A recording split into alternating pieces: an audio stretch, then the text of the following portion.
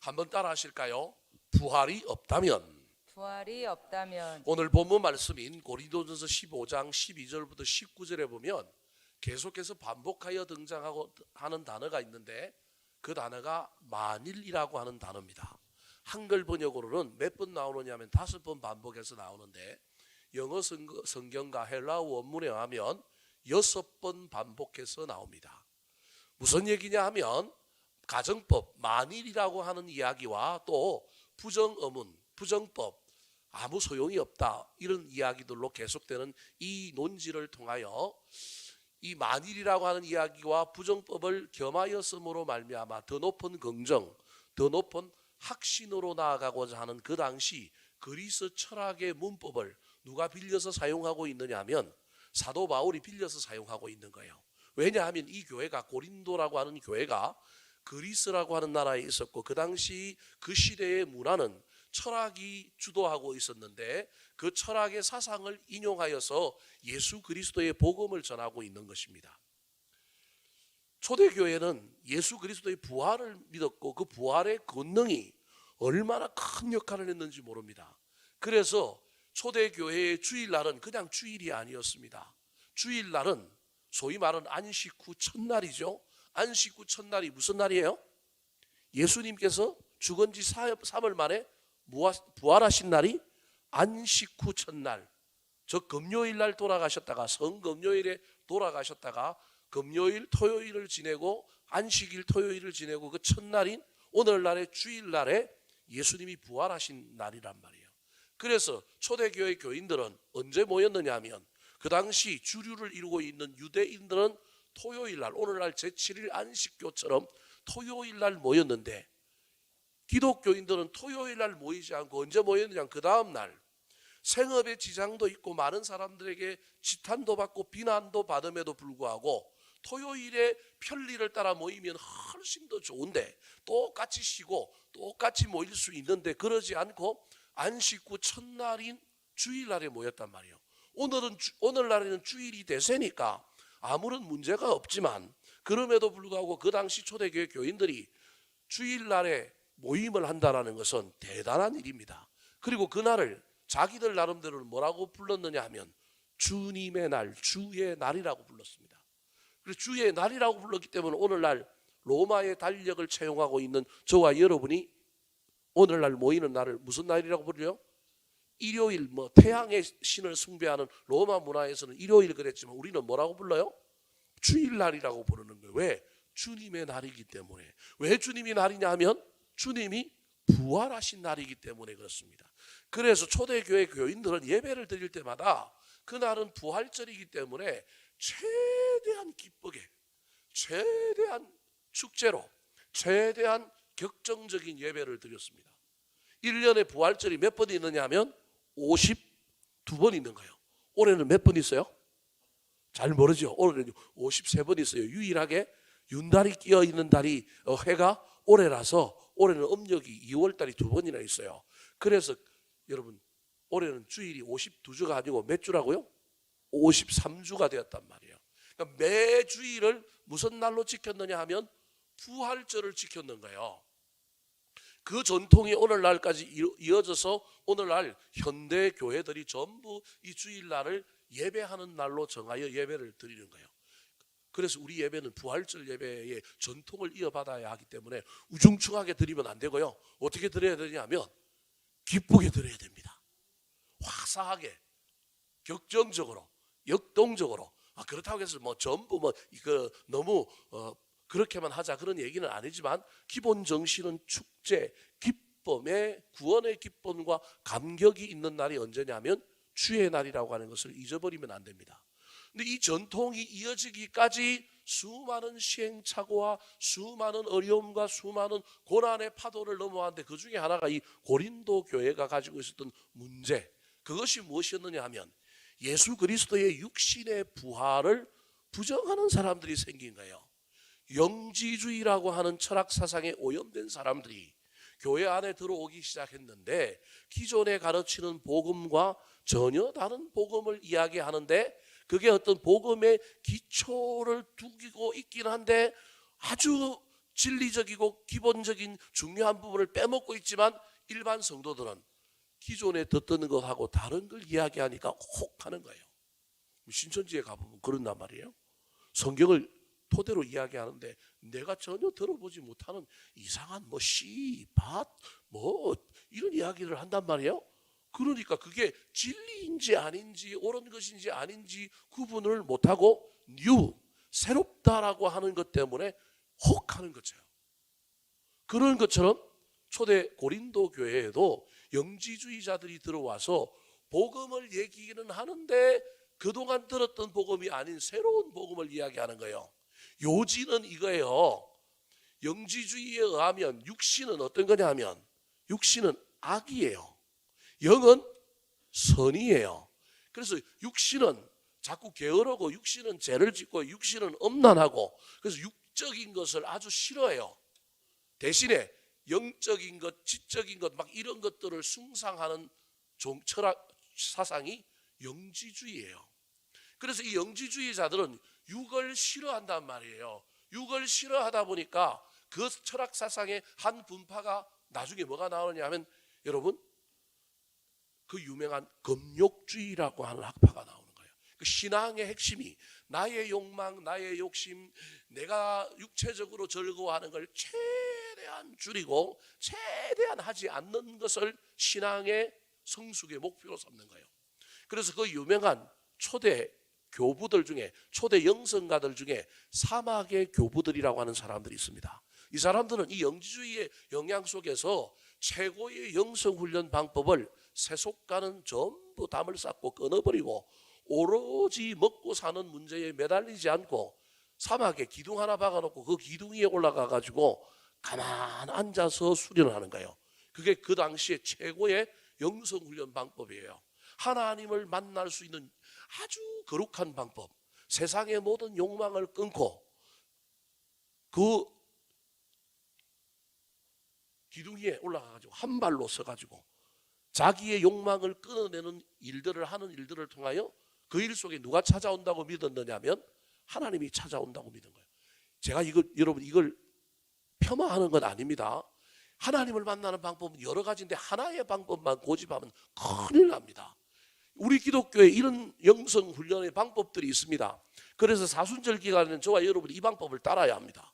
가능하면 저와 여러분이 뭔가 잘 안 될 때 때로는 끊어버리고 차단하고 외롭고 고독하고 나 자신을 하나님께 직면시켜야 합니다. 근데 그게 유일한 하나님의 만남의 방법은 아닙니다. 그러면 저와 여러분은 교회로 모일 필요가 없습니다. 전부 어디로 들어가냐면 산으로 들어가야 됩니다.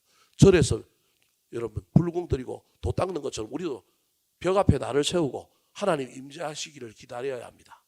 영성 수련의 방법에 여러 방법이 있다는 걸 잊어버리면 안 됩니다. 하나의 방법만을 이야기하면 안 됩니다.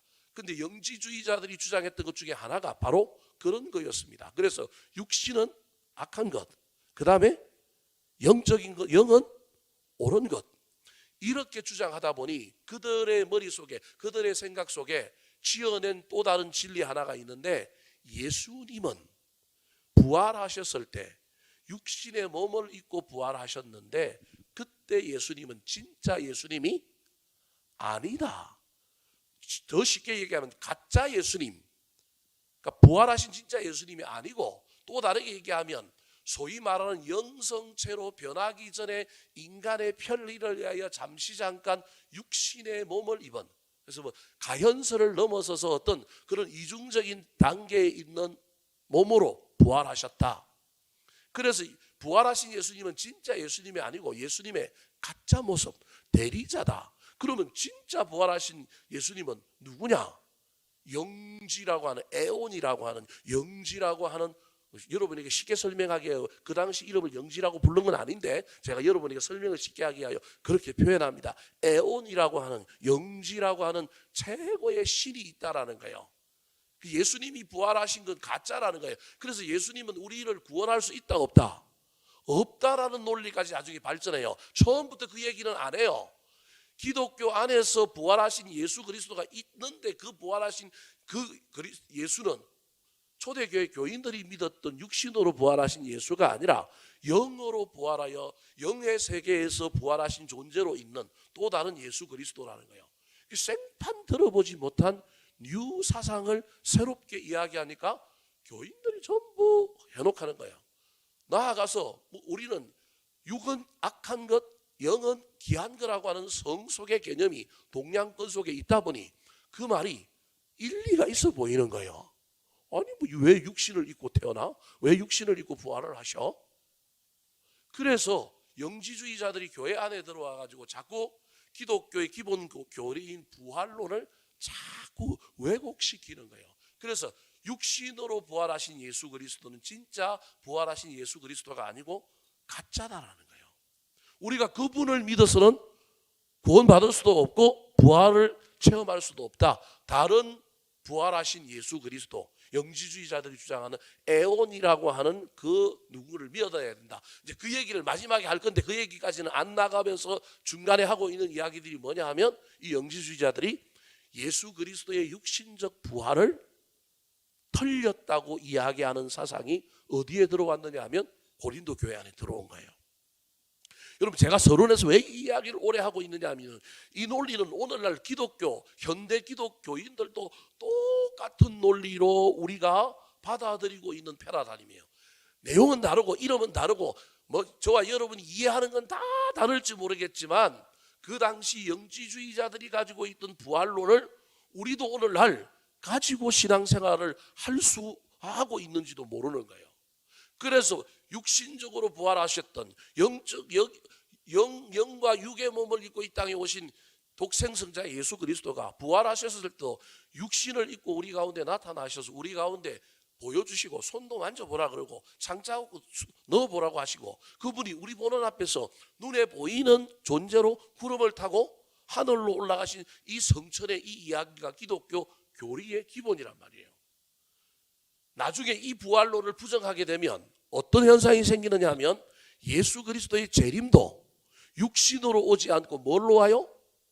영으로 옵니다. 그럼 영으로 오면 우리 눈에는 보여요, 안 보여요?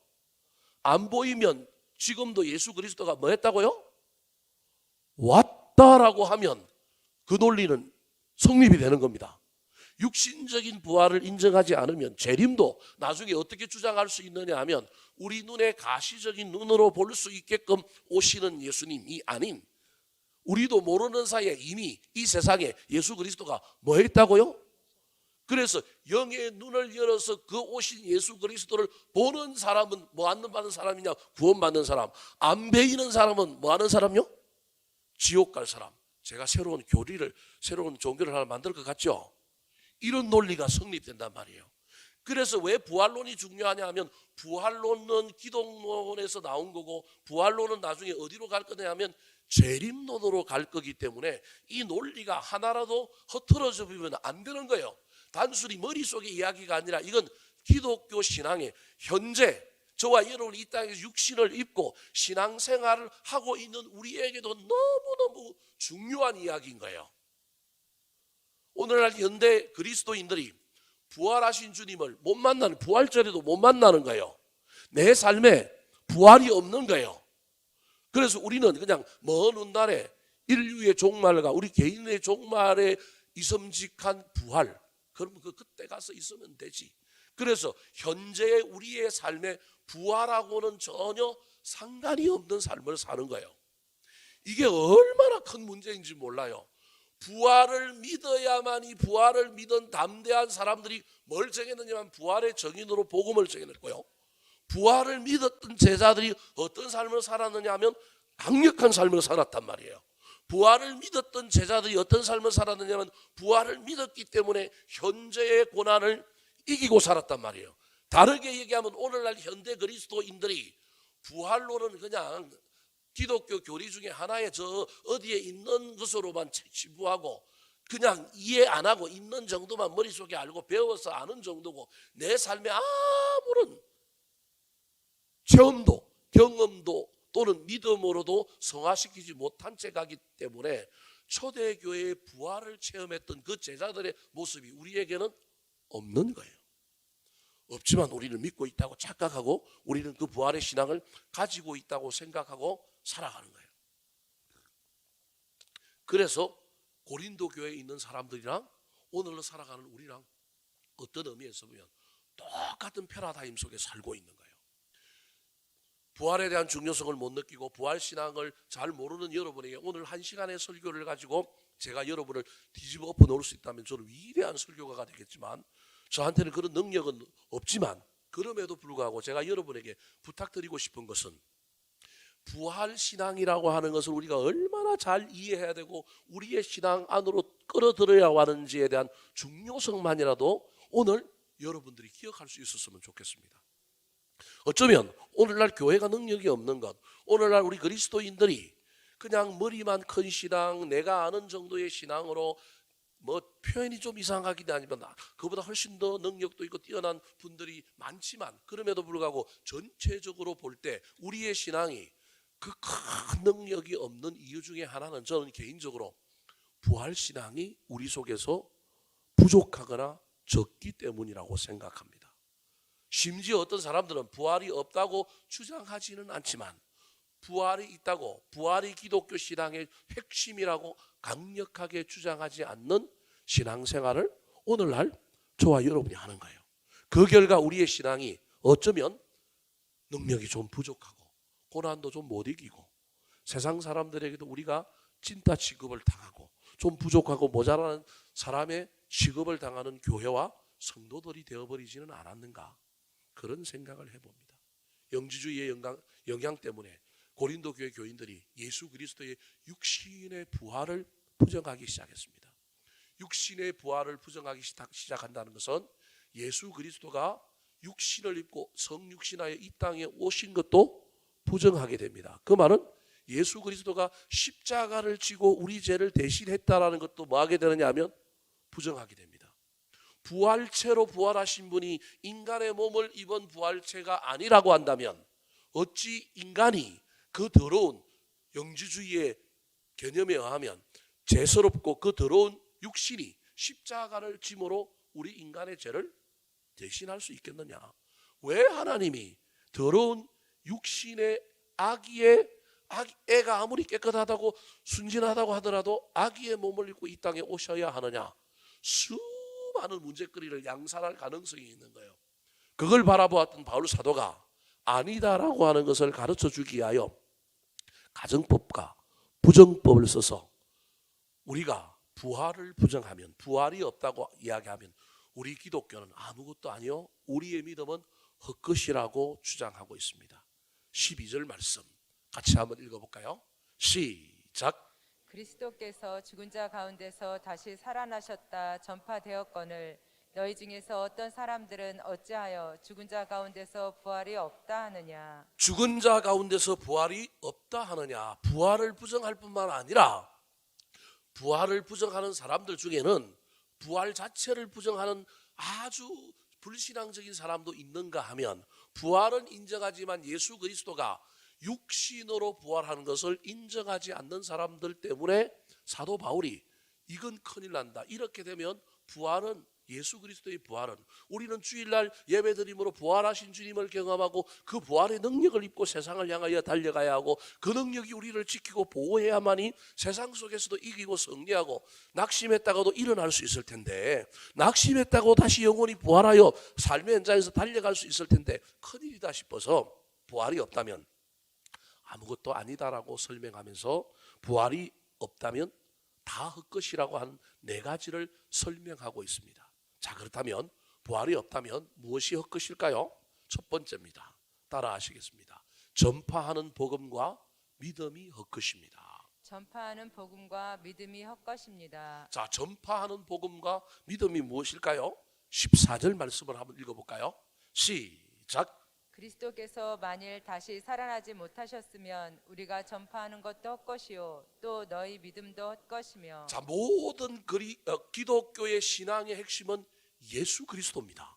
예수 그리스도가 빠지면 아무것도 안 됩니다. 부활론이든 기독론이든 또는 뭐 어떤 교리든지 간에 그 핵심에는 누가 있느냐 하면 예수 그리스도가 있습니다. 그러니까 그리스도께서 만일 다시 살아나지 못하셨다고 한다면 우리가 전파하는 것도 뭐라고요?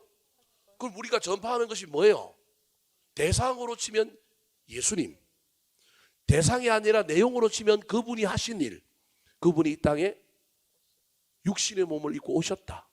그분이 우리 죄를 위하여 십자가를 지고 돌아가셨다. 그분이 죽었는데 3일 만에 뭐 하셨다? 부활하셨다. 부활하신 분이 성천하셨다. 이게 전파하는 내용이잖아요. 대상은 예수 그리스도, 내용은 예수 그리스도가 하신 것. 그 하신 것을 줄이면, 두 자로 줄이면 뭐라고요? 복음이에요. 복음. 이게 복음이에요. 그 복음의 핵심은, 복음과 관련하여는 반드시 누가 그 안에 있지 않으면 안 되느냐 하면 예수님이 있지 않는 건 복음이 아닙니다. 예수 그리스도가 그 안에 있어야 합니다. 그런데 예수 그리스도가 이 전파하는 것의 대상이요, 그분이 하신 내용, 즉 복음이 전파하는 것의 내용이기도 하지만 저와 여러분이 그것을 뭐하고 있느냐 하면 그것을 믿는 거예요.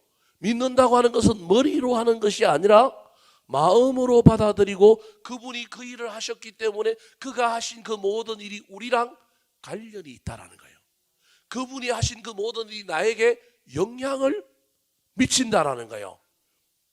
여러분, 세상에 이순신 장군이 12척의 배를 갖고 소인에게는 그래도 12척의 배가 남았으니, 그리고 임진왜란 때 저 일본군과 싸워서 이겼는데 나는 그 시절에 없었어요. 여러분은 이시도 아니에요. 저는 이시지만, 그죠? 그럼에도 불구하고 인간 이순신이 그 시대에 한 그 놀라운 행위도 오늘날 그분을 추앙하고 그분을 신뢰하고 그분을 위인으로 여기고 그분을 본받을 사람으로, 위대한 사람으로 여기면 그분의 정신과 그분의 스피릿과 그분이 하신 그 모든 일은 나에게도 일부분 뭘 미쳐요? 영향을 미쳐요. 이순신도 나에게 영향을 미치는데, 세종대왕도 나한테 영향을 미치는데, 안중근도 나한테 영향을 미치는데 예수님이 나한테 영향을 하나도 못 미쳐. 무엇으로는 아는데, 머리로는 아는데 그건 믿음이 아니에요. 죄송한 이야기지만 그건 믿음이 아니에요. 세계의 수많은 위인들도 나에게 영향을 미친다니까요. 근데 영향을 미치는 정도가 아니라 저와 여러분은 믿고 그 길을 향하여, 그분의 삶을 향하여 따라가리라.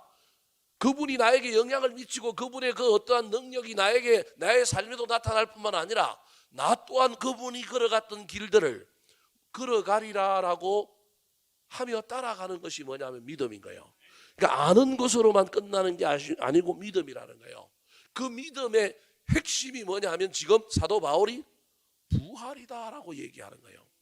예수 그리스도가 이 땅에 성육신하여 오신 것도, 십자가를 지신 대속도 중요하지만 그 중에 가장 중요한 것을 따지려고 한다면, 중요한 걸 따지려고 한다면 다 중요하지만 사도 바울이 지금 뭐라고 얘기하고 있냐면 그 중에 백미는 뭐라고 이야기하느냐면 부활이라는 거예요. 여러분, 예수님께서 하나님의 아들인데 저 하늘 보좌에서 높고 높은 보좌를 버리시고 겸손의 왕으로 이 땅에 오셨다. 감사하죠. 그게 안 중요하다는 얘기가 아니면 오해하지 말고 감사하죠. 그분이 우리를 위하여 십자가의 죄를 대속하여 죽으셨다. 감사하지요. 근데 그것만 가지고는 나한테 정서적으로도 영향을 미칠 수 있지만 영적으로 또는 어떤 물리적으로 그것이 우리에게 영향을 미칠 수는 없습니다. 무슨 말씀이 이해되십니까? 그분이 좋은 일을 하셨습니다. 이 땅에 겸손으로 오셨고, 나를 사랑함으로 말미암아 하나님의 명령을 받아서 이 땅에 오셨고, 그분이 나를 사랑함으로 말미암아 나를 위하여 십자가의 죄를 대속하여 죽으셨습니다. 정말로 좋은 일 하셨습니다. 잘 하셨습니다. 살아나지 않으면, 부활하지 않으면 그걸로 끝입니다. 그걸로 그분은 좋은 일을 하셨고 참 좋으신 분이고 나를 사랑하신 분으로까지는 되지만 내가 해결해야 될 죄의 문제, 내 인생의 문제를 해결하신 분은 아닙니다. 사랑은 많으셨지만 문제를 해결하신, 인생의 최대의 문제, 죄의 문제, 죽음의 문제, 죽음 이후의 세계의 문제를 해결하신 분은 아닙니다. 그래서 예수 그리스도의 복음의 가장 큰 핵심이 부활이라는 거예요. 그래서 우리는 부활절을 중심으로 모든 교회의 절기가 앞뒤로 펼쳐져 있는 종교예요.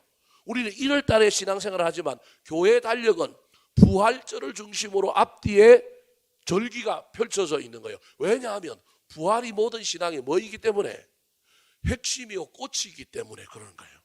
근데 이걸 모르고 그냥 저와 여러분은 부활을 머리로만 알고 부활을 믿지 않으면, 다르게 얘기하면 머리로만 믿는 것이 아니라 우리의 삶으로 받아들여서 사모하고 나도 그 부활의 정인이 되고 나도 그 부활의 능력자가 되기를 사모하며 달려가지 않는다고 한다면, 우리가 여지껏 전파하는 예수 그리스도의 복음, 우리가 전도하잖아요. 우리가 예수 믿는다고 이야기하잖아요. 이게 다 헛것일 뿐만 아니라 뭐도 헛것이라고요?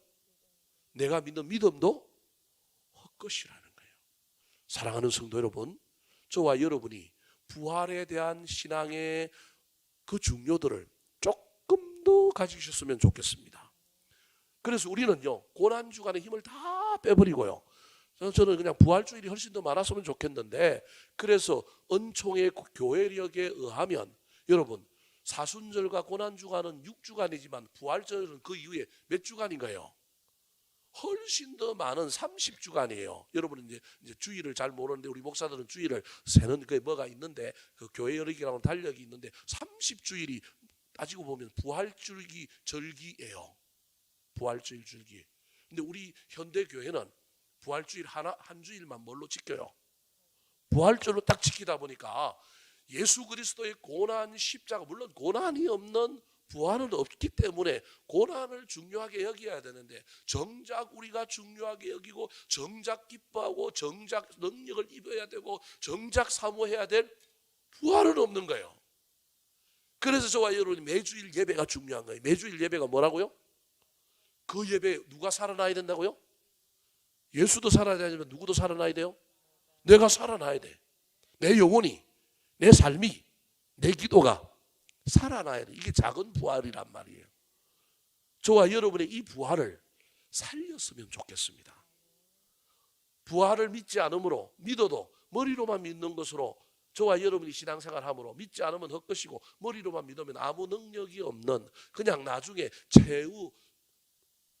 최후의 보정 정도 되는 신앙의 어떤 부활, 그냥 어쩔 수 없이 부활로 통하여 저와 여러분이 잠자던 자에서 일어나서 우리가 저 어린 양의 혼인잔치에 올라가서 천국에 가는 정도. 제가 보기엔 부활절을 제대로, 부활 신앙을 제대로 못 갖고 있다가 나중에 올라갈 때 노래도 잘 못 부르고 올라갈 가능성이 많아요.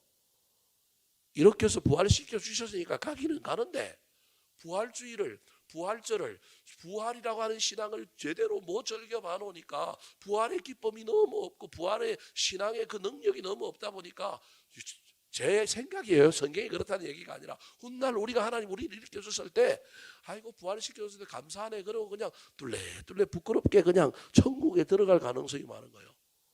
그때 어떻게 들어가야 되겠어요? 기쁨으로, 춤추는 예배자 다윗처럼 기쁨으로. 그게 사실은 부활의 경험의 신앙이거든요. 기쁨으로, 격정적으로 어린 양의 혼인잔치에 노래 부르면서 기쁨으로, 감사함으로 들어가야 되는데, 이게 지금 우리 현대에 없는 거예요.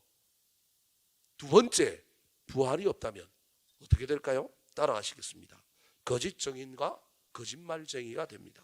거짓 증인과 거짓말쟁이가 15절 됩니다. 말씀 같이 읽어보겠습니다. 시작. 또 우리가 하나님의 거짓 증인으로 발견되리니 우리가 하나님이 그리스도를 다시 살리셨다고 증언하였음이라. 만일 죽은 자가 다시 살아나는 일이 없으면 하나님이 그리스도를 다시 살리지 아니하셨으리라. 부활이 없다면, 그래서 부활을 우리가 전했는데, 사실은 우리가 전하는 것이 예수 그리스도의 복음을 전하는 건데, 예수 그리스도의 복음의 백미, 복음의 최고복이 부활이라고 한다면, 저와 여러분은 사실은 부활을 전하는 것이어야 되는데, 우리는 부활을 전하는 것이 아니라, 그게 나쁘다는 얘기는 아닙니다. 오해하지 말고 들으십시오. 고난만 전하다가 많은 기독교가 되는 거예요. 십자가만 전하다가 많은 기독교가 되는 거예요. 십자가도 전하고 뭘 더 전해야 된다고요? 부활도 전해야 되는 거예요.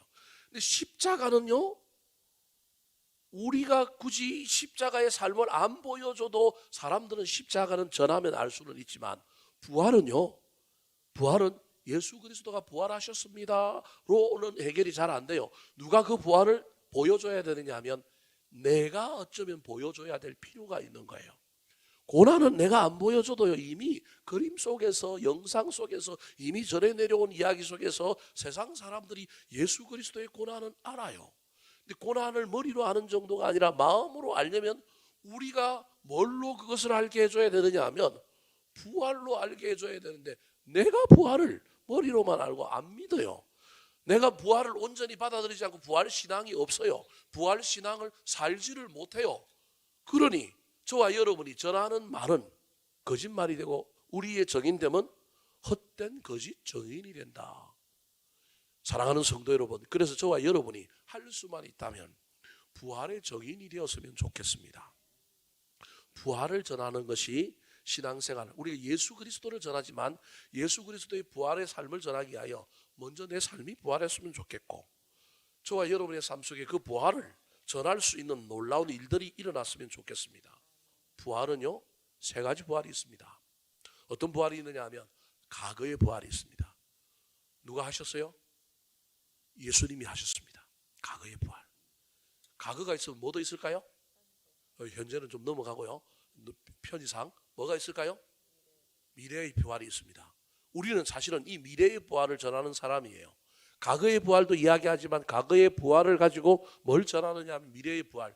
예수 그리스도가 이 땅에 오시면 인류는 전부 심판받고 잠자던 자들 중에 일어나서 부활에 참여하는 자가 저 천국에 갈 거다. 영생을 누릴 거다. 그러므로 과거의 부활을 믿어야만이 미래의 부활도 믿을 수 있는데, 과거의 부활을 경험해 보지 못한 사람, 오늘날 신앙생활하는 사람들도 마찬가지지만 믿지 않는 사람들이 과거의 부활을 인정해야만이 미래의 부활도 인정하고 기다릴 텐데, 그러려면 중간에 무슨 부활이 그들에게 어필이 되어야 되느냐 하면 현재의 부활이 어필이 되어야 되는 거예요. 과거의 부활은 예수 그리스도의 부활이요, 미래의 부활은 예수 그리스도가 공중에 재림할 때 일어날 부활이에요. 그런데 이 부활, 과거의 부활에서 미래의 부활로 넘어가기 위해서는 반드시 현재의 부활이 있어야 되는 거예요. 과거의 부활을 믿은 부활 신앙을 가진 사람들의 이 땅에서의 현재의 삶이 그것을 보여줘야만이 뭘 믿는 거예요? 미래에 다시 오실 부활의 주님을 믿는 거예요. 제가 얘기했잖아요. 아까 서론에서 이 일을 가장 잘한 사람들이 누구라고요? 초대교회 교인들, 특별히 12명의 제자들. 이 사람들이 예수 그리스도의 부활을 봤단 말이에요. 경험했단 말이에요. 경험해 놓으니까 이들은요, 현재에도 삶이 뭐가 일어난 거예요? 부활이 일어난 거예요. 자기들 삶이. 자기들 삶에 뭐가 보여지느냐 하면 부활이 보여지는 거예요. 그래서 이들은 뭐의 정인으로 산 거예요?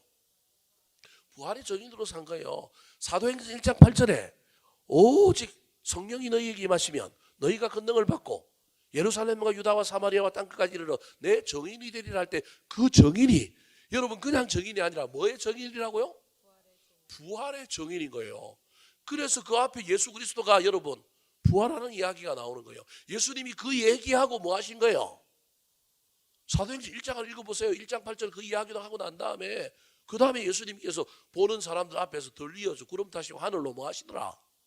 올라가시더라. 그 이야기가 그 뒤에 나오는 거예요. 그러면 정인이 되라는 말은 무슨 정인이 되라는 거예요?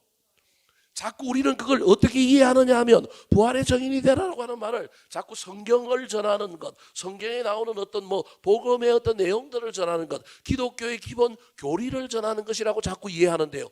교리를 전한다 치더라도 예수님이 내 정인이 되라라고 얘기할 때 그 정인의 가장 핵심적인 개념 하나는 그 뒤에 나오는 뭐라는 거예요? 부활이라는 거예요.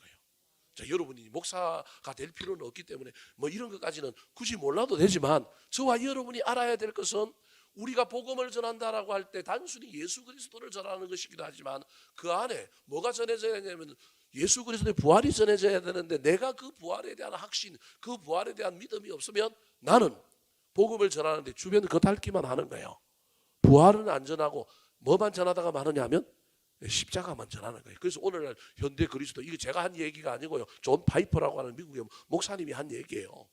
오늘날 현대 기독교의 가장 큰 문제는 뭐냐 하면요, 뭐만 전하느냐 하면 소위 말하는 저와 여러분이 다 학생 시절에 수학을 하다가 공부를 하다가 말았던 사람일 가능성이 많은데, 수학 공부하면 수학 책에 제일 처음에 나오는 게 뭐예요? 잘 몰라요? 집합. 그래서 여러분 뭐에는 도사예요? 집합은 도사인데 하다가 수학 좀 못하다가 수화식 하다가 방정식, 도형 뭐 이렇게 나오다가 미분, 적분 나오는데 전부 어디서 포기해버리면 수화식 정도 가다가 그 다음에 뭐 하는 거예요? 포기. 그럼 또 어디부터 또 시작해야 돼요? 공부 시작하려면 또 집합. 그 집합은 안 틀려요. 비백 꼬야 내지 않는 한은 집합은 안 틀려 시험 치면. 근데 또 수화식, 방정식 가면 그때부터 또 포기하는 거예요. 어쩌면 우리 기독교 신앙의 핵심이 뭐냐 하면 부활인데 존 파이프 목사님이 한 얘기 중에 하나가 우리는 지금 자꾸 세상 사람들에게 뭐만 이야기하고 있느냐 하면 예수 그리스도의 십자가만 이야기하다가 십자가에서 진도를 나가서 어디로 가야 된다고요? 부활로 가야 되는데 부활을 한 번도 가보지를 못한 거예요. 그 말은 오늘을 살아가는 이제 존 파이프 목사님이 얘기는 목사들에 대한 이야기예요. 사실은 오늘날 한국교회 목사뿐만 아니라 존 파이프 목사님이 있었던 미국교회 목사들도 목사가 교인들을 영적으로 지도하여 그들의 신앙이 부활을 경험케 해줘야 되는데 부활은 경험케 못하고 맨날 감성적으로 어디에만 머물러 있었느냐 하면 십자가의 사랑 속에서 십자가의 고난 속에서 울기만 했다는 거예요. 울게만 했다는 거예요. 저도 그 중에 한몫한 사람이에요. 사실은 울게만 했어요. 울다가 여러분 마리아가 울었잖아요. 울면서 예수 그리스도의 무덤에 향유 부으러 가잖아요. 근데 울던 마리아가 어떻게 돌아와요? 기쁨으로 뭐 하더라? 마태복음 28장 봐봐요. 기쁨으로 달려가더라. 성경에 달려갈세라고 하는 단어를 3번이나 쓰고 있어요. 마리아가 달려가요. 그것도 기쁨으로. 그냥 기쁨이 아니라 어떤 기쁨이라고 이야기하고 있냐면 큰 기쁨. 오늘 집에 가서 마태복음 28장 부활한 그 장면을 한번 보십시오. 큰 기쁨으로.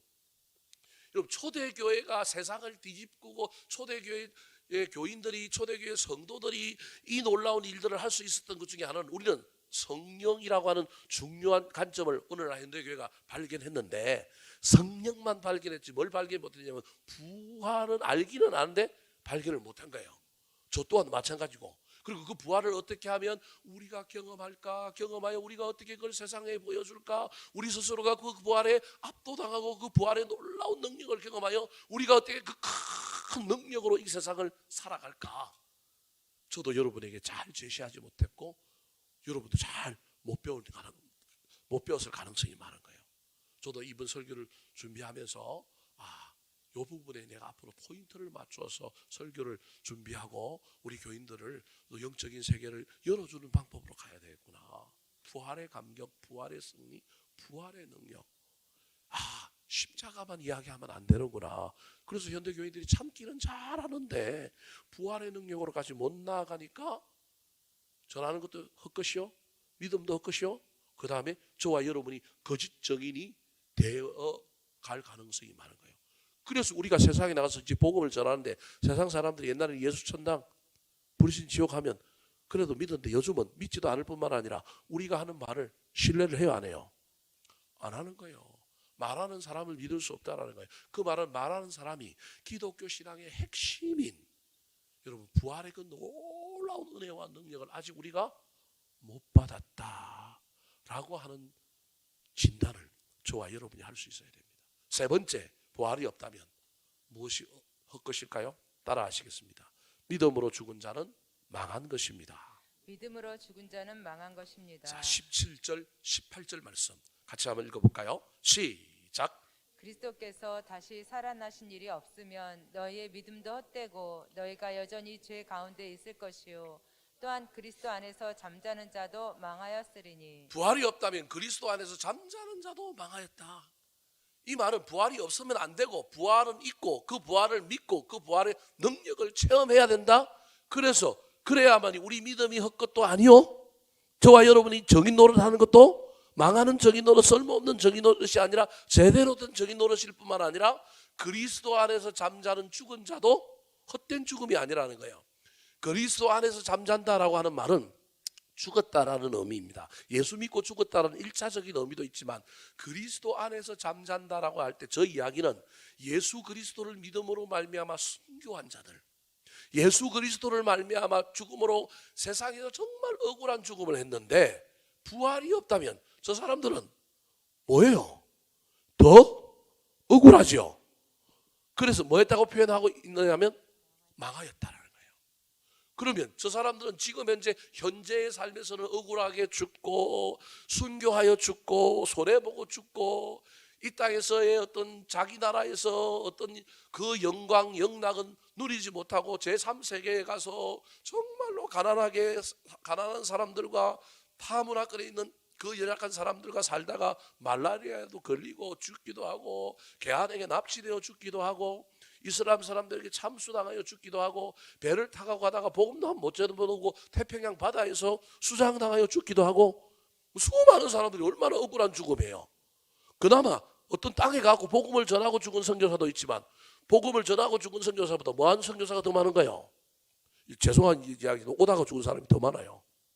오다가 죽은 사람이 더 많다니까요.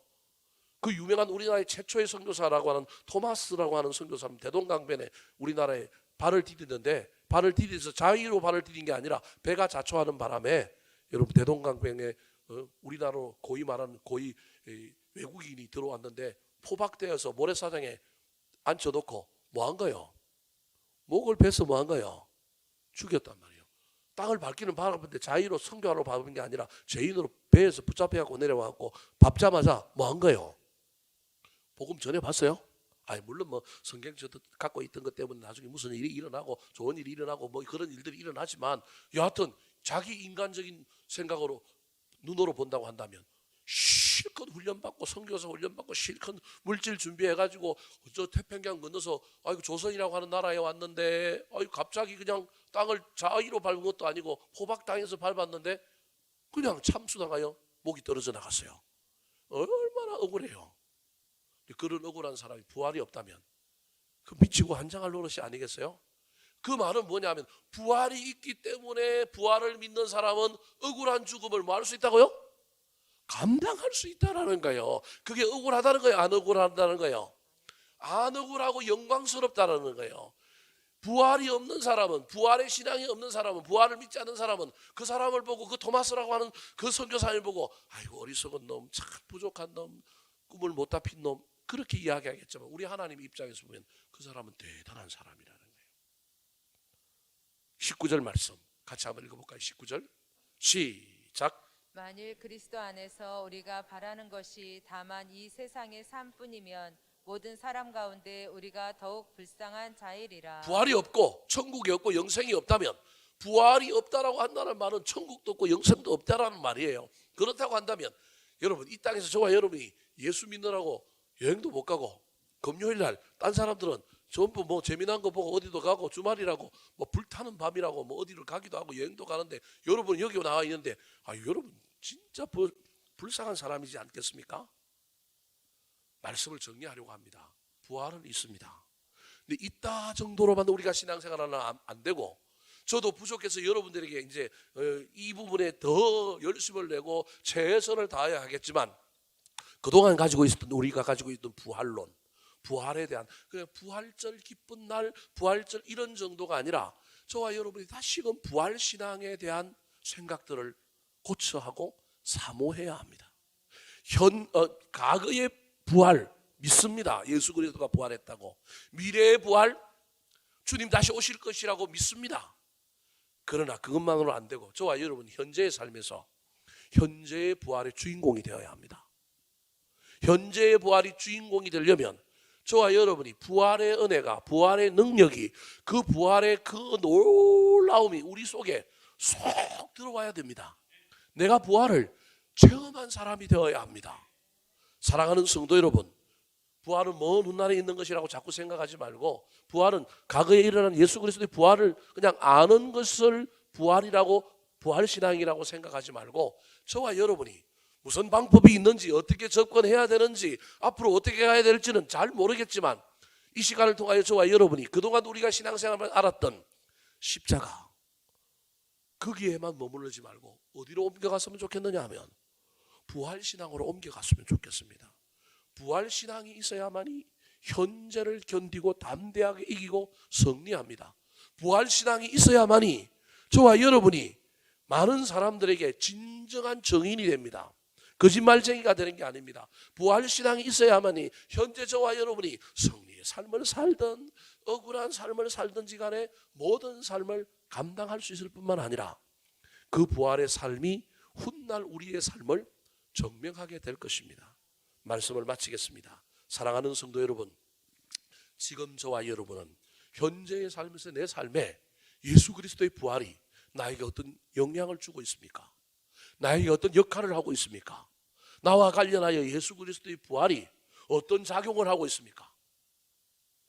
사모하는 마음으로 어려운 설교를 들었지만 그냥 부활 믿는 정도로만, 머리로 아는 정도로만 해도 괜찮은 건데 뭘 그렇게 복잡하게 해가지고 다시 우리 머리를 흔들어 놓습니까? 라고 반문할 수 있을지 모르겠지만 다시 한 번 더 좀 더 나아갔으면 좋겠습니다. 저도 여러분에게 영적인 지도자로서 그것을 체험하게 만들고 여러분을 인도해야 되는데 그런 일들을 그동안 하지 못해서 회개하는 마음으로 더 하나님께 묻고 나아가는 가운데 여러분을 그 길로 인도하도록 애를 쓰도록 하겠습니다. 부활 신앙을 소유하는 사람, 부활의 능력이 내게로 나아오기를, 나에게도 들어오기를, 그 부활의 놀라운 은혜가 나에게 임하여 내가 초대교회 교인들처럼, 초대교회 제자들처럼 어떤 상황과 환경 속에서도 내 일상의 삶을, 내 생활의 삶을, 내 직업의 삶을 영위하는 가운데서도 내 삶에 예수 그리스도의 부활의 흔적이 작은 거라도 남아있을 수 있었으면 좋겠습니다. 안 되면 여러분, 저와 여러분이 도마처럼 주님 앞에 나아가서 주님, 나는 안 보고는 뭐합니다? 못 믿습니다. 보여주셔서, 깨닫게 해주셔서, 알게 해주셔서 나도 믿게 해주십시오. 나도 도마처럼 주님 앞에 음성 듣기를 원합니다. 안 보고 믿는 자가 더 복되다. 안 보고 믿는 건 머리로는 믿게 되는데 온 인격적으로 믿고 그 능력을 소유하는 것은 쉽지 않으니 주님, 나도 주님 앞에 도마처럼 뗐으니 주님께서 깨닫게 하여 주시고 보여주셔서 그 큰 은혜와 능력과 영광이 나에게 임하게 하여 주시옵소서. 기도하며 나아가는 이 밤이 되기를 예수님의 이름으로 축원합니다. 한번 따라 하시겠습니다. 부활이 없다면 전파하는 복음과 믿음이 헛것입니다. 전파하는 복음과 믿음이 헛것입니다. 거짓 증인과 거짓말쟁이가 됩니다. 거짓 증인과 거짓말쟁이가 됩니다. 믿음으로 죽은 자는 망한 것입니다. 믿음으로 죽은 자는 망한 것입니다.